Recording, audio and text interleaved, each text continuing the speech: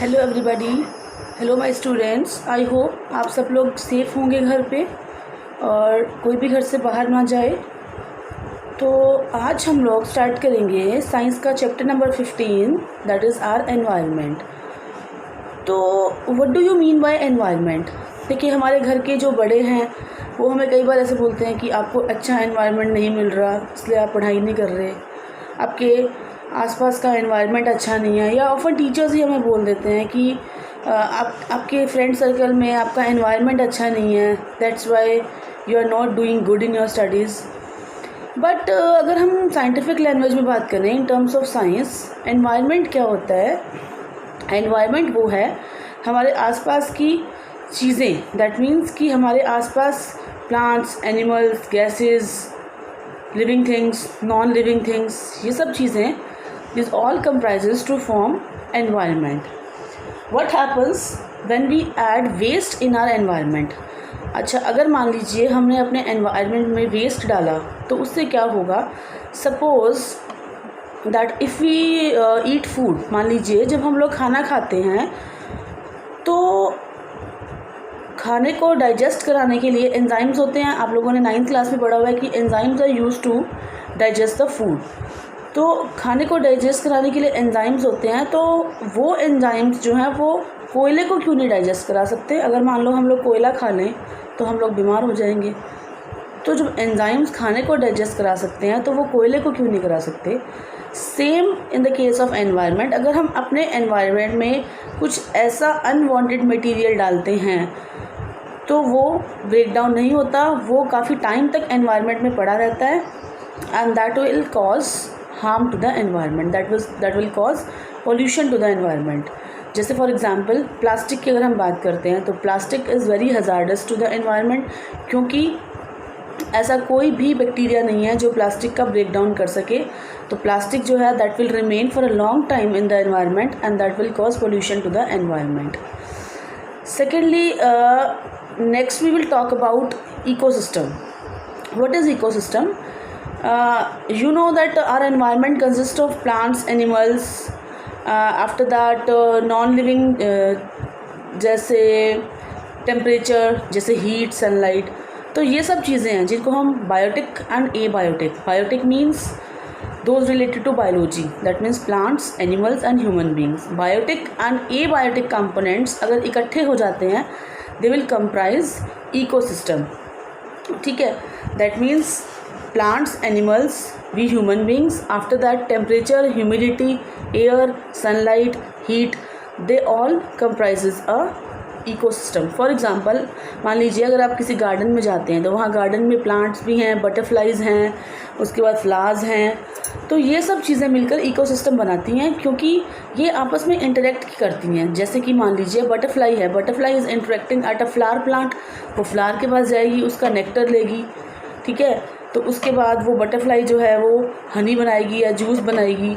तो ये सब जो आपस में जो इंटरेक्शन है, that means interaction of biotic and abiotic components in the environment, that will form a ecosystem. एक और एग्जांपल के तौर पे हम लोग बोल सकते हैं, जैसे पॉन्ड है, पॉन्ड में फिशेस हैं, तो पॉन्ड में फिशेस हैं और भी एक्वेटिक एनिमल्स हैं, जैसे फ्रॉग है, ये इनका एक अपना इकोसिस्टम हो गया। पॉन्ड हो गया, रिवर हो गया, उसके बाद फॉरेस्ट हो गया। लेकिन जो ये फील्ड्स हैं, गार्डन्स हैं, ये सब आर्टिफिशियल इकोसिस्टम हैं। जो पॉन्ड्स हैं, रिवर्स हैं, फॉरेस्ट हैं, these are natural ecosystems and garden, crop fields etcetera, they are artificial ecosystem.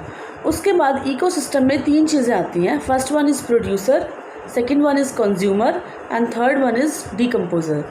What do you mean by producer? Producer are the one who make their own food. For example, plants. You all know that plants make their own food with the process of photosynthesis, and in this process of photosynthesis, what are the basic things which are required? Number 1, sunlight. Number 2, water. Number 3, humidity. And number 4, a green color pigment which we call as chlorophyll, and that is present in the leaves of the plant. So plants are making their own food, that means they are producers. Now next one is consumers. Who are consumers? The consumers are the one who are dependent directly or indirectly on producers. For example, we human beings, we are dependent on plants for our feed. We are dependent on animals for our feed. For example, I know that we don't eat plants directly, but the cereals, but the fruits and vegetables we are getting, they all come from plants. So we are dependent on plants indirectly. So we are consumers. Consumers की category में अभी 3 और आते हैं. First one is herbivorous, second one is omnivores and third one is carnivores. So what's the meaning of herbivores? As the name implies, herbivores means herbs. The consumers which are dependent only upon plants. जो consumers, जैसे हम लोग human beings हैं या कोई ऐसा animal जो सिर्फ प्लांट्स खाता है या प्लांट से रिलेटेड चीज़ें खाता है, जैसे फ्रूट्स हो गया, ग्रास हो गया, वेजिटेबल्स हो गया, सीरियल्स हो गया. तो these category includes herbivores. After that, what are carnivores? Carnivores are the one, the carnivores consumers comes in the category जो लोग सिर्फ और सिर्फ एनिमल के फ्लैश पे डिपेंड करते हैं, animal related products. That doesn't mean milk and egg और paneer, no, which eat only flesh of other animals. Those are called carnivores. And third one is the category in which comes omnivores. What are omnivores? Which are dependent on plants as well as on animals. For example, we human beings eat meat, fish, chicken, etc. And also we used to eat plant related products like cereals like wheat, maize, barley, etc. So first one was producers, second one is consumers, and if we talk about the third category, then decomposers. कभी आपने fish tank में कभी देखा है कि fish tank में कुछ plants जो हैं वो डेड हो जाते हैं अपने आप, या कुछ फ़िशेस अपने आप मर जाती हैं? अगर कुछ दिन तक आप उनको ऐसे ही छोड़ दो तो आप देखोगे कि फ़िश जो है वो अपने आप ख़त्म हो जाती है. वो क्यों जाती है? कि कुछ बैक्टीरिया हमारे एनवायरनमेंट में ऐसे हैं, या कुछ बैक्टीरिया मान लीजिए एक्वेरियम में ऐसे हैं जो डिकम्पोजर्स होते हैं, जो अपने आप डिकम्पोज कर देते हैं किसी डेड प्लांट या किसी डेड एनिमल को. तो उनको हम बोलते हैं डिकम्पोजर्स. जैसे फॉर एग्ज़ाम्पल कहीं सड़क पे या कहीं और आपको कोई मरा हुआ जानवर दिख जाता है, ठीक है, तो उस पे जो है कुछ टाइम बाद आप देखोगे तो वो वहाँ नहीं होता, छोटा जानवर है कोई मान लो, तो कुछ बैक्टीरियाज ऐसे होते हैं जो उसके ऊपर आ जाते हैं, उसको धीरे धीरे उसको जो है वो खा लेते हैं. These bacterias are called decomposers. So students, आज हम इतना ही बात करेंगे. फर्स्ट वन हमने क्या बोला कि व्हाट इज़ एनवायरनमेंट.